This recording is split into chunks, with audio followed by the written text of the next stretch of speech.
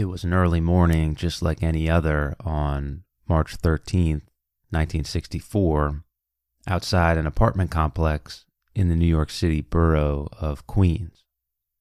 Most people were probably sleeping. Some might have still been up watching late-night television or coming home from the bars. It was the same type of night that you yourself have had and been through hundreds, thousands, tens of thousands of times. But there was one thing that was different about this night for the inhabitants of this particular apartment complex. The thing that was different was the bone-chilling screams of a woman being repeatedly stabbed to death right outside. Kitty Genovese had returned home from a night out, been followed by a deranged lunatic who assaulted, repeatedly stabbed, and raped her before fleeing the scene. Different versions of this story are out there, and it can be tough to separate fact from fiction here, but here's what we do know. Some have talked about police documents indicating that between 38 and 49 people were witnesses to the event, either seeing it, perhaps viewing it through the window of their apartment, or hearing it. Apparently, Kitty was screaming that she was being stabbed and she was pleading for help, and many people reported that they did hear it. The attack took place over the course of 30 minutes where this was all going on. There were calls to the police made, but some didn't really clarify that it was a violent attack, and it wasn't until nearly 2 hours later that an ambulance picked her up and took her to the hospital, but she would die en route to the hospital. What is indisputable is that there were a ton of witnesses to this event, and there were very few of them that stepped in to help. Most probably figured that someone else was going to take care of it, and thus the bystander effect was born. Psychologists and philosophers have referenced this case, and they reference it when talking about this phenomena of people seemingly being less likely to help a victim when other people are present. So it turns out that in replicated experiments, people are just less likely to help others if they are part of a group. The thinking is that with other people present, people tend to just kind of be along for the ride and think that someone else will handle it. And while the details of this particular case are debated as far as how many witnesses were actually there and who actually heard what, kind of parsing out the details here is missing the point, in my opinion. The bystander effect, this idea of people not stepping in to help others and right obvious wrongs when it would be relatively easy to do so, can be shown to be a major factor throughout history. And there's no better example of this bystander effect than the Holocaust.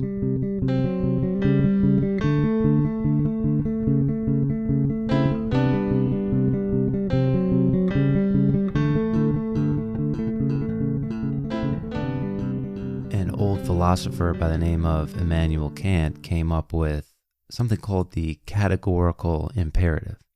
And what it says is that when we make a decision, you have to kind of pretend that that decision is now going to become a universal law.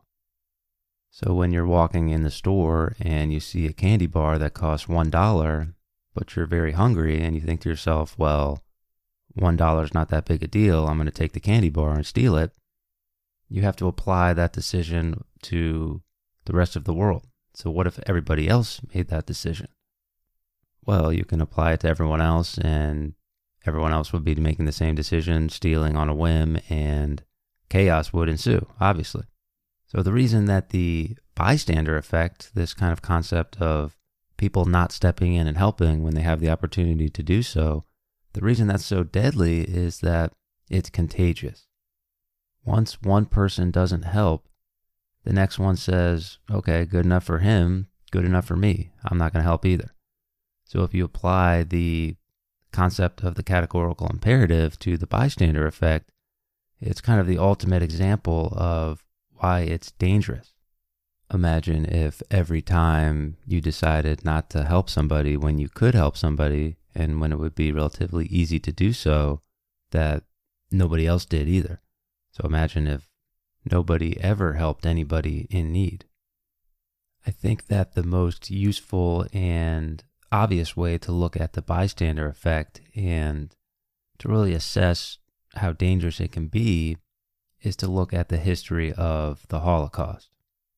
I think what becomes important to understand is that especially by the time 1941 and 1942 and after that kind of rolls around, everybody knew what was going on here. You're talking about newspaper articles, radio reports, news reports, the eyewitness perspectives that had now been kind of transmitted to the general population. And the question naturally becomes, how could this happen? Why didn't anybody step in to stop what was going on? Why didn't anyone try to stop the obvious evil of millions and millions of Jewish people and others being systematically slaughtered? Historian Raoul Hilberg has a theory where he talks about most people were not either good guys or bad guys. Most people were not the ones actually turning Jews in or worse, contributing to killing them. And most people weren't the victims as well. So it turns out most people were just kind of bystanders. Listen to him talk about that here. Quote, "Many people saw or heard something of the event. Those of them who lived in Adolf Hitler's Europe would have described themselves, with few exceptions, as bystanders. They were not involved, not willing to hurt the victims and not wishing to be hurt by the perpetrators. The Dutch were worried about their bicycles, the French about shortages, the Ukrainians about food, the Germans about air raids. All of these people thought of themselves as victims, be it of war or oppression or fate." End quote. It turns out that when you analyze the Holocaust, most people were falling victim to the bystander effect. Ervin Staub, a survivor of the Holocaust himself, says, quote, "Bystanders can exert powerful influences. They can define the meaning of events and move others towards empathy or indifference. They can promote values and norms of caring, or by their passivity of participation in the system, they can affirm the perpetrators." End quote. This is one of the key ingredients of the bystander effect, which is that bystanders make a big difference. And every time somebody makes that decision to not help, not step in, that makes it easier for everybody else to not help and not step in. So once there's kind of a norm, a cultural norm of indifference, then all of a sudden it becomes a lot easier to fall victim to the bystander effect, as opposed to a situation where everybody's stepping up, everybody's helping, and if you didn't help, now all of a sudden you would be the outsider. I do think for a second here it is important to step back and just reaffirm what we talked about earlier, that pretty much everybody at this point knew what was going on with the Holocaust. There's sort of a false idea that goes around that says something like, once the United States began to liberate areas in Germany, or once the Soviets and the Americans uncovered these concentration camps and discovered the horrors of what was going on, that's when we discovered what was going on with the Holocaust, and then we went to remedy the situation. That's not entirely true.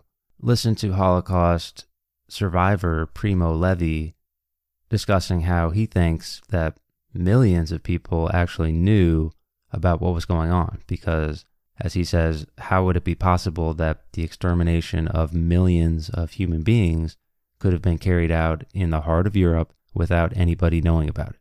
So here's what he says, quote, "Organizing the transportation of victims from all over Europe to the concentration camps involved a countless number of railroad employees and clerical workers who had to work the trains and maintain the records. National railroad tickets were marked for a one-way trip.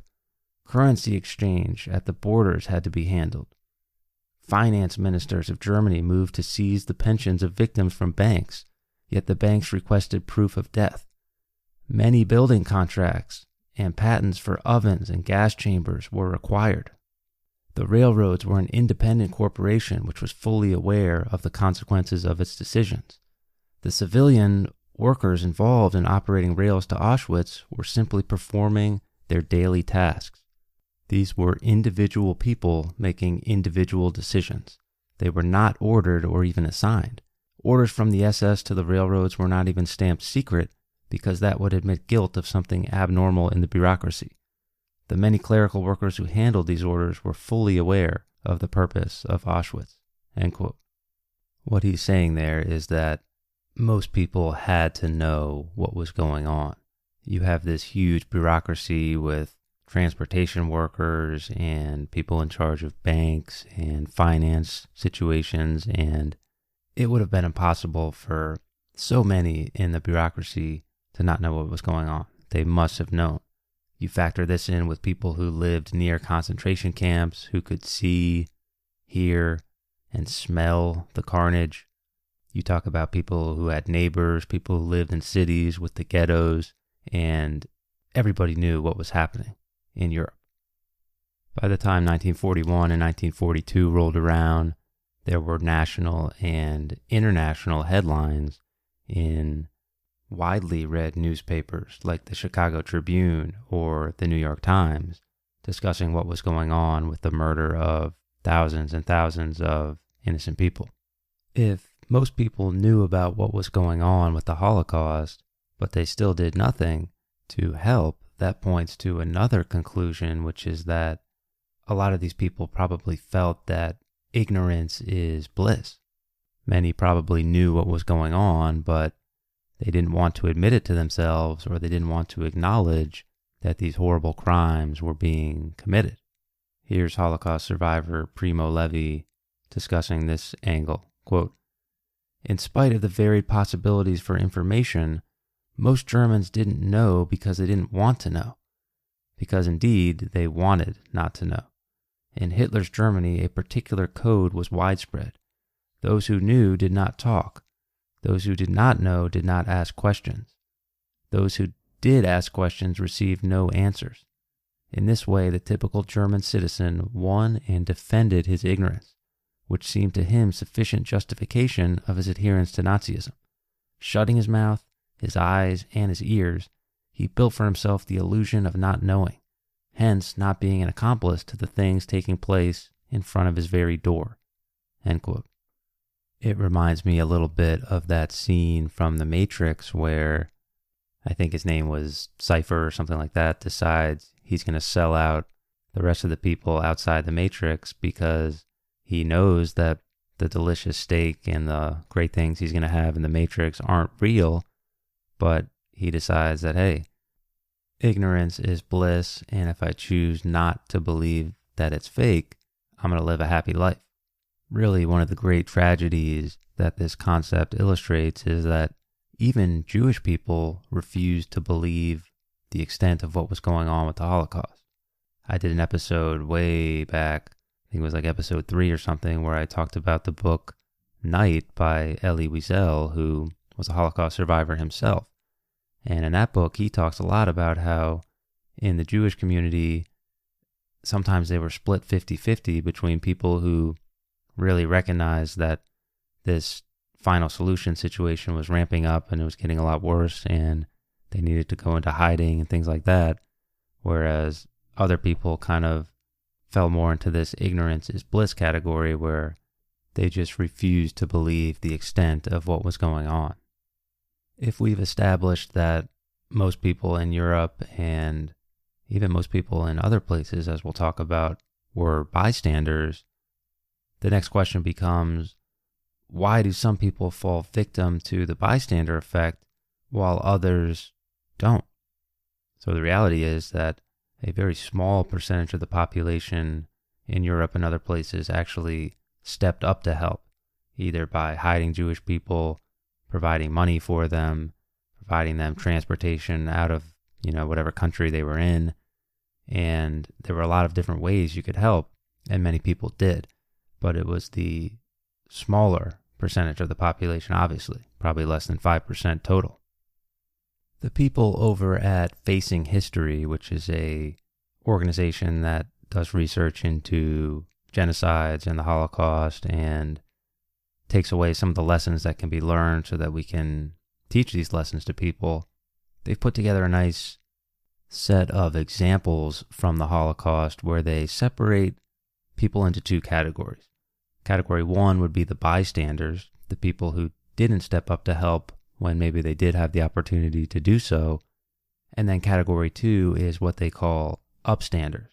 So these are the people that, despite the tendency to fall into the bystander effect, they avoided that tendency and stepped up and helped in bad conditions. So what is it that makes you more likely to be a bystander, someone who doesn't step in and help? Let's take a look at some of the examples that those people at Facing History provide.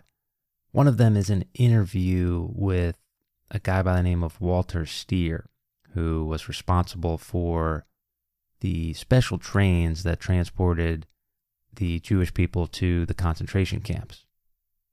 This guy was kind of a bureaucrat. He wasn't actually on the trains or conducting them. He was kind of in charge of the logistics and making sure everything was on time and everything went from place to place appropriately. And they actually interviewed him after World War II was over, asking him about his role in the Holocaust. What you notice when you read the interview is that he doesn't take responsibility for anything, really. He says, quote, "I was strictly a bureaucrat," end quote. He's saying that he wasn't actually involved, he was just doing his job, essentially. At one point he claims that he was just glued to his desk, which was far away from the concentration camps, and he was just a worker doing his job very far away at his desk. He had no role in what was actually going on with the murder of all these people. There's a couple of insights here into why someone would be a bystander as opposed to an upstander.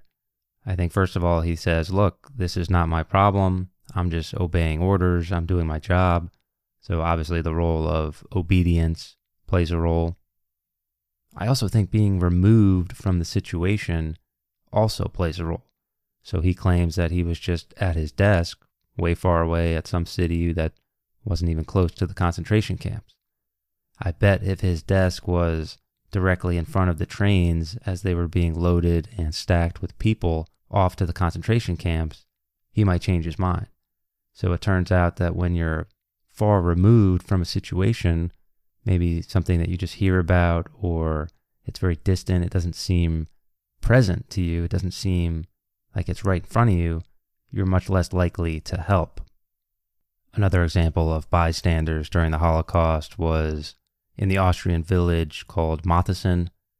Here there was kind of a big castle where Nazis unloaded buses of people to be burned.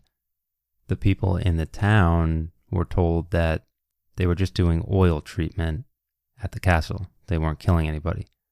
And of course the people in the town couldn't go in the castle because it was guarded by Nazis. So most of them just stood by and watched as it happened.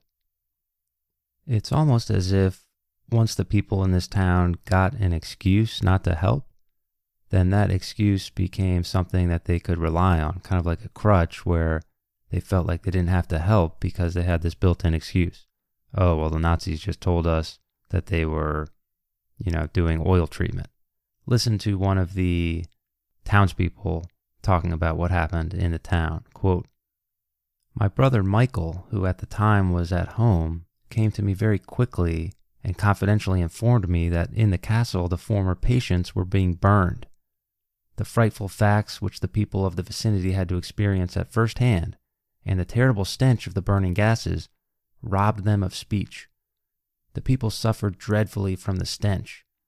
My own father collapsed unconscious several times, since in the night he had forgotten to seal up the windows completely tight. When there was intense activity, it smoked day and night. Tufts of hair flew through the chimney onto the street. The remains of bones were stored on the east side of the castle and in ton trucks driven first to Danube River, later also to the Traun River."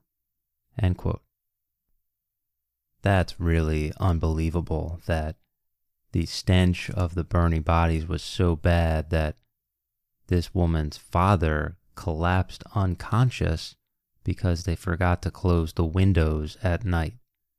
That's crazy. So it's obvious that the people in this town knew what was happening, but they couldn't do anything to step up and help. It might have been fear of getting punished yourself for helping. It might have been the fact that they had that built-in excuse like we talked about. It might have been conformity. Everybody else in the town was being a bystander, so it becomes easier to be a bystander when everyone else is doing it too. And maybe another angle that you discover when you delve into these stories is that it turns out the longer you deliberate on the decision, the longer you sort of make a pros and cons list and weigh the pros and cons and ask your family and friends for help, the more you do that, the less likely you are to actually help. It's kind of counterintuitive. We're always told that when you have a big decision in life to make, you should seek out help from your friends and seek out help from your family and find people you trust and ask your counselors and weigh the pros and cons. And what the bystander effect actually tells us is the more you do all of that stuff, the less likely you are to go with your gut. And your gut normally tells you that it wants to help. There's an example of this that happened in 1943 in Germany. A woman by the name of Christabel was asked to hide a Jewish couple. She wanted to help, and she actually asked her neighbor, what should I do here? The neighbor tells her, look, you have a family to deal with. You have children. You can't worry about what's going on with this Jewish couple. You have to worry about yourself and your family. So Christabel goes back and tells the Jewish couple, look, I can help you out for a day or two, but then you got to go. So she doesn't take ownership of the situation. She lets somebody else make the decision for her, and then listen to the way she feels after she tells the Jewish couple this, quote, I loathed myself utterly as I went back to the house to fetch the cellar key, end quote. So she hates herself for the decision she made. Another example of bystanders, a very controversial example, is the United States government. There's another myth that goes around that says something like the reason the United States got involved in World War II was to stop the evilness of Hitler and to prevent the Holocaust from spreading and that type of thing. Not in reality. Many have criticized the United States government for doing very little to help Holocaust victims. Like we said earlier, by 1941, 1942, there were articles in major newspapers, there were radio reports, there were all sorts of information coming into the United States, and they knew what was going on with the mass murders. Go look up The Voyage of the Damned as an example of the United States government not exactly being very helpful to Jewish refugees. There was essentially a boat full of hundreds of Jewish refugees that wanted to get into the country. They were literally on the shore. They could see Florida. They could probably swim there if they wanted to. And they weren't let in. They were sent back where they came from, where most of them would die in concentration camps. I think that's an episode all to itself, which maybe I'll get to one day, but the point is there's more that could have been done by the U.S. government. By 1944, they did, to their credit, set up something called the War Refugee Board, which saved about 200,000 Jewish people.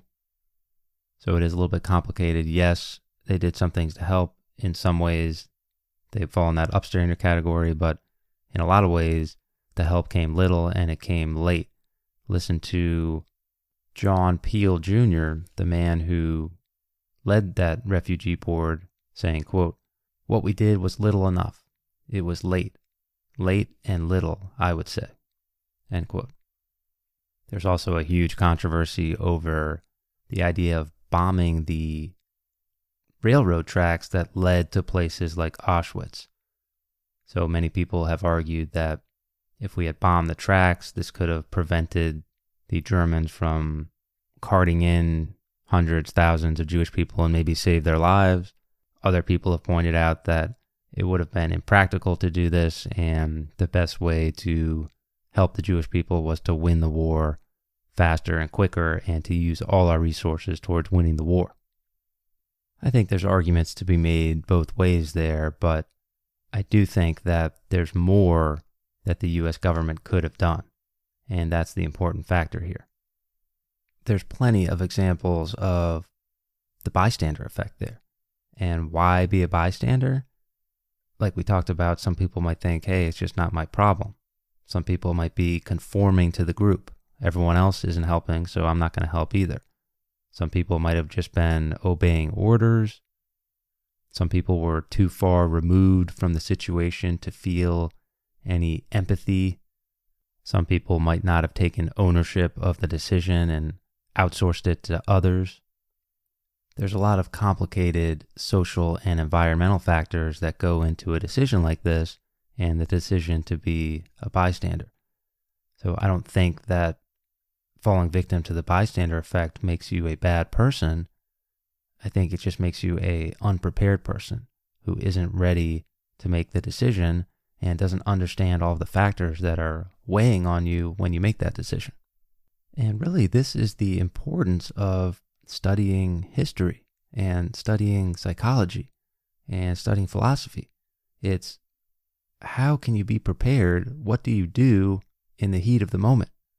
Many people from the Holocaust era that were bystanders talk about being paralyzed in the heat of the moment because they weren't prepared.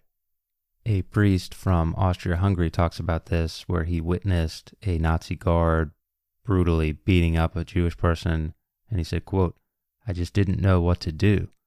At that time, I was immobilized. It was beyond my experience. I was totally unprepared," end quote. That's the importance of studying history and studying psychology, because the goal is to put it into action. Nobody cares how much theory or principle or knowledge you have if you can't put it into action and go out and help somebody. So that should be the goal. Ultimately, the people at Facing History sum it up. Why be a bystander? Well, quote, "Denial, self-preservation, lack of preparation, anti-Semitism, opportunism, and fear all played a role in shaping decisions to act or not to act when faced with knowledge of Nazi atrocities," end quote.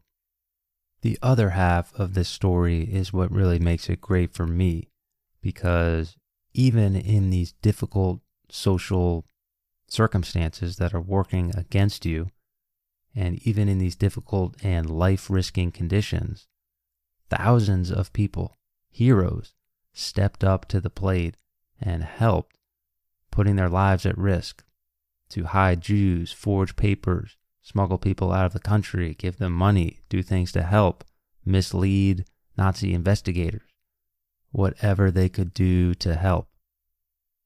Dovetailing with the point I just made, heroes are not made. They evolve over time. They learn from their mistakes, and they get better step by step. Listen to Holocaust survivor Urban Staub talking about this phenomena. Quote, "Goodness, like evil, often begins in small steps. Heroes evolve, they aren't born. Very often the rescuers make only a small commitment at the start to hide someone for a day or two, but once they had taken that step, they began to see themselves differently, as someone who helps.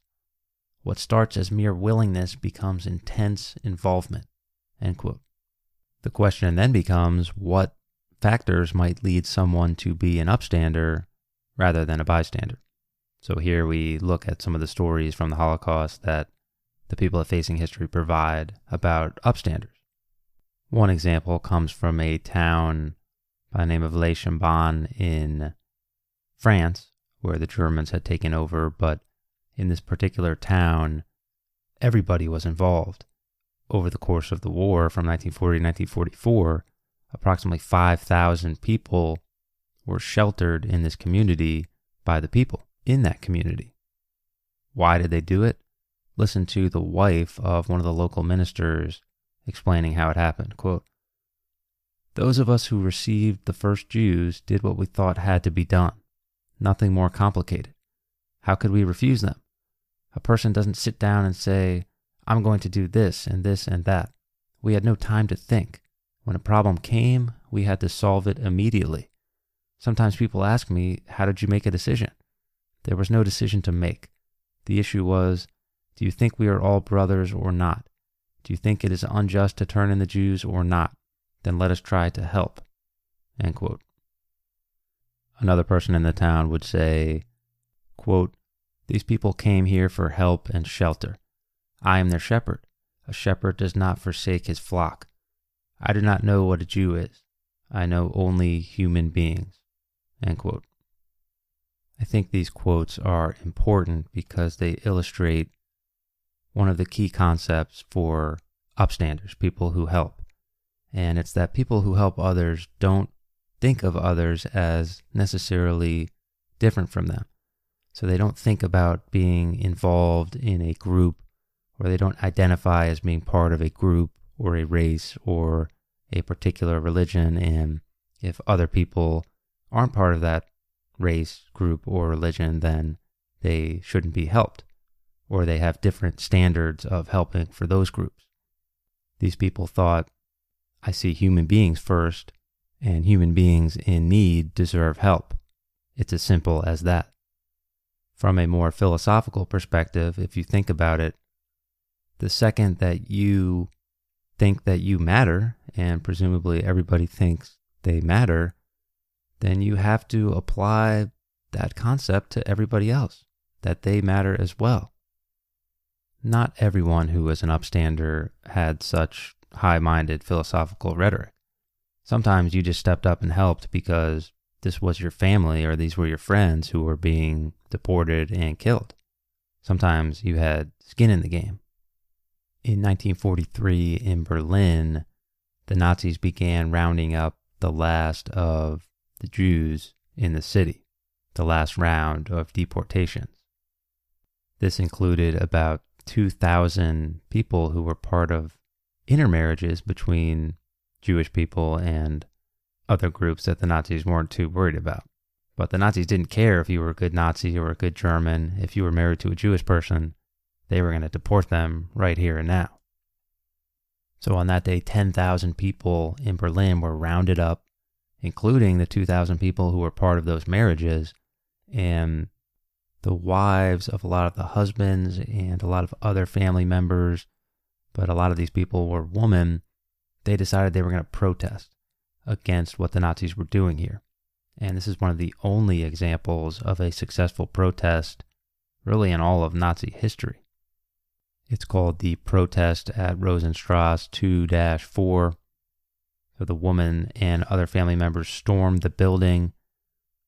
One protester by the name of Charlotte Israel said, quote, the situation in front of the collecting center came to a head on March 5th.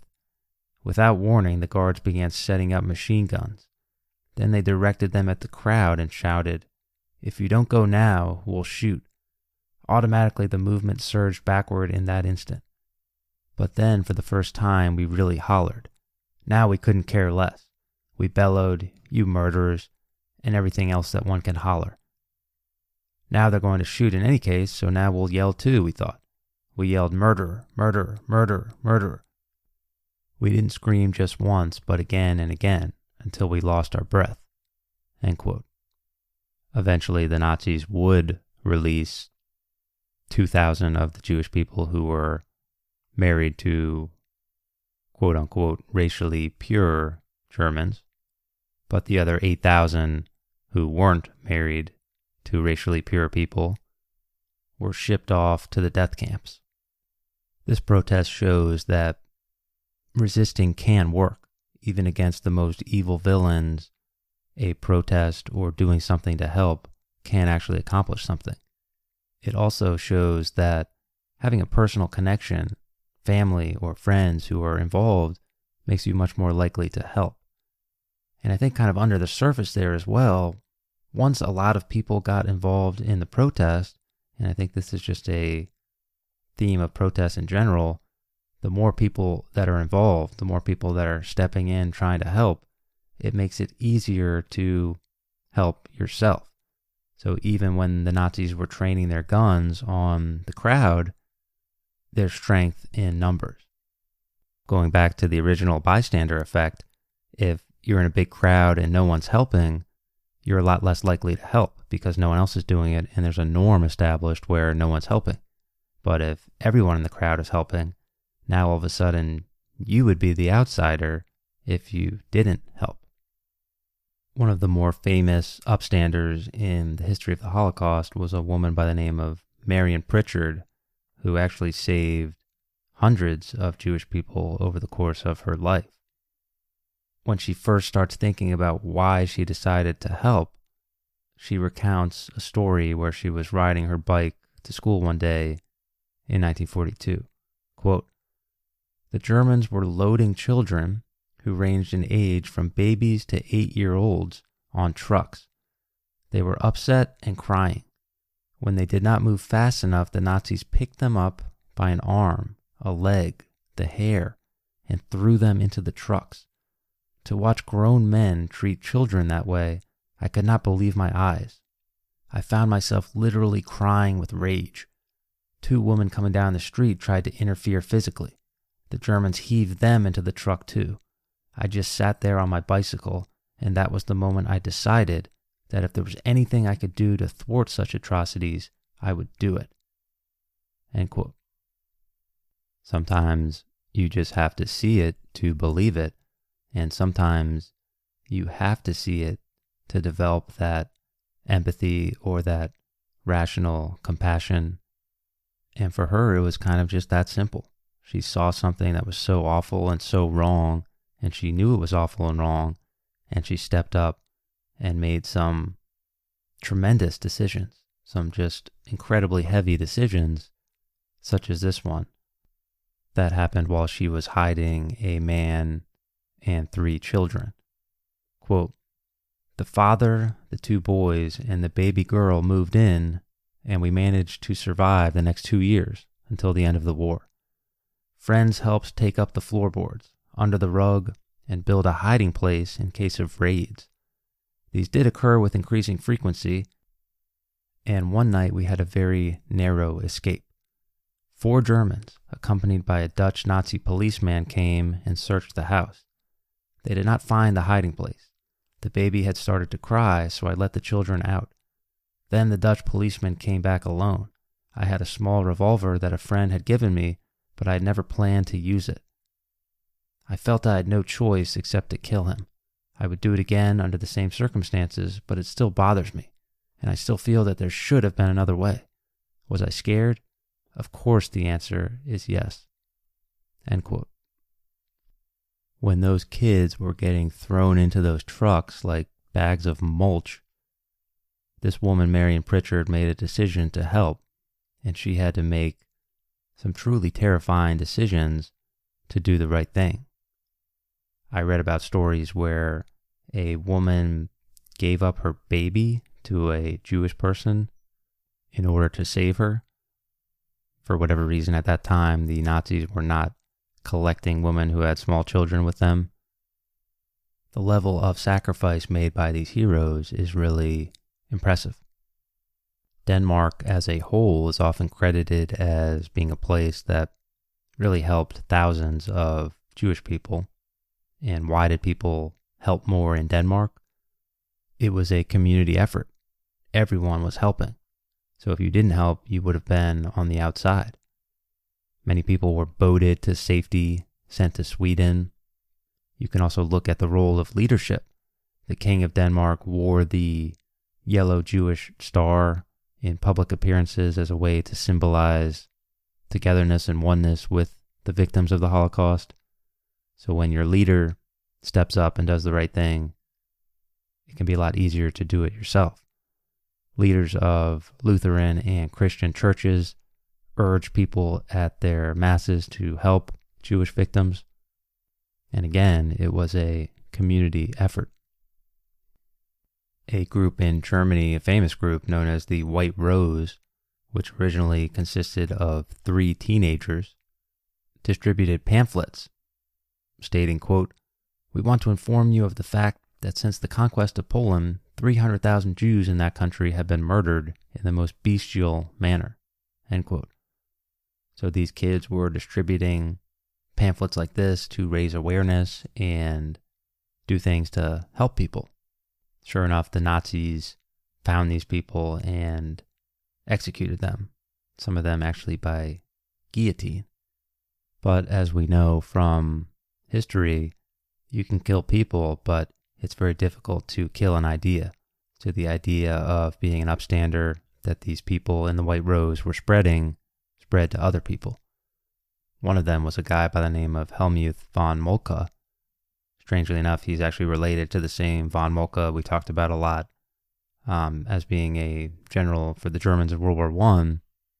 And he says something really interesting here. Quote, "Certainly more than 1,000 people are murdered every day. And all of this is child's play compared to what is happening in Poland and Russia. May I know this and yet sit at my table in my heated flat and have tea? Don't I thereby become guilty too? What shall I say when I am asked, and what did you do during that time?" End quote. It's a tremendous question. What role do we have to help people in need? If you see something that's wrong and you know it's wrong and you could do something to help it and you don't do anything, does that make you guilty as well? Obviously, I think it would be tough for one person to go out and try and right all of the wrongs that you know about in the world, but I think the general sentiment of maybe there's more we can do individually to help out rings true. So asking questions like that inspired von Moltke to help out with the resistance movement against the Nazis and help more people than he was previously. Thinking about these stories of heroes and upstanders who stepped up in the face of punishment, death in many cases, execution in brutal fashion, why be an upstander? Why did these people step up and help? Well, I think first they had a shared sense of humanity. They had empathy for others, rational compassion, whatever you want to call it, but they felt like we're all humans first, and all these other groups and identities that we put ourselves into come second. When a human is obviously suffering, that's bad, and if there's something we can do to help, these people wanted to do that. We also go back to the Mark Twain quote I like to say, which is that laws control the lesser man, right conduct controls the greater. So again, this surfaces where doing the right thing for an upstander is more important than being obedient or obeying authority or following the law. It turns out that upstanders don't necessarily think about things in terms of good and evil. This seems to be an oversimplification. Listen to Marion Pritchard describing this situation, quote, "The point I want to make is that there were indeed some people who behaved criminally by betraying their Jewish neighbors and thereby sentencing them to death. There were some people who dedicated themselves to actively rescuing as many people as possible. Somewhere in between was the majority, whose actions varied from the minimum decency of at least keeping quiet if they knew where Jews were hidden, to finding a way to help them when they were asked." End quote. It reminds me a little bit of the Ordinary Men episode we did, which was episode 13, where a lot of times it's not really a good versus evil decision-making process that people are actually making. They're not thinking to themselves, oh, I'm going to be a hero, or oh, I'm going to be an evil person, so I'm going to make this decision. It's this complicated decision-making process where everybody has the capacity to do good. Everybody has the capacity to make horribly bad decisions. And if we understand why we're making the decisions we're making, then we're more likely to make good decisions. People are complicated, and sometimes people make good decisions and bad decisions. And it's tough to say, how do we make sense of this? Again, look at the U.S. government. The actions with the War Refugee Board that saved 200,000 people at least, good. turning back that voyage of the damned that could have saved hundreds of Jewish lives, bad. So to me at least, it makes more sense to look at the individual decisions and the decision-making process. Another key for upstanders or people who help is that they took responsibility for choices and for other people. This concept of ownership is important. Many people felt like, oh, this isn't my problem, or it's not my responsibility to do this and that. For a lot of these upstander stories that we talked about, as soon as they learned of the problem, they took it upon themselves to find a solution. The last point about upstanders I want to make is that it's very difficult and probably impossible to be an upstander all the time.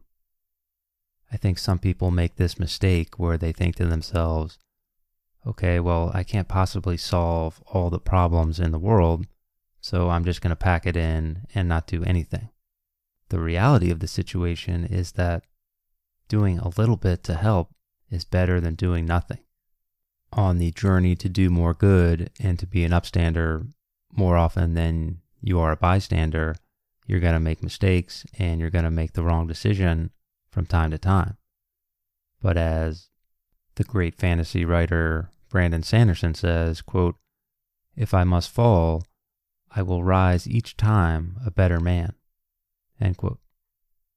I think that learning about history and learning about psychological concepts like the bystander effect and learning about the Holocaust can make you that better person, make you more prepared when the time comes to make that decision. And the time probably will come at some point for all of us. As Holocaust survivor, Nobel Peace Prize winner, and hero Elie Wiesel said, "Let us not forget, after all, that there is always a moment when the moral choice is made. Often because of one story or one book or one person, we are able to make a different choice, a choice for humanity, for life. And so we must know these good people who helped Jews during the Holocaust. We must learn from them, and in gratitude and hope, we must remember them."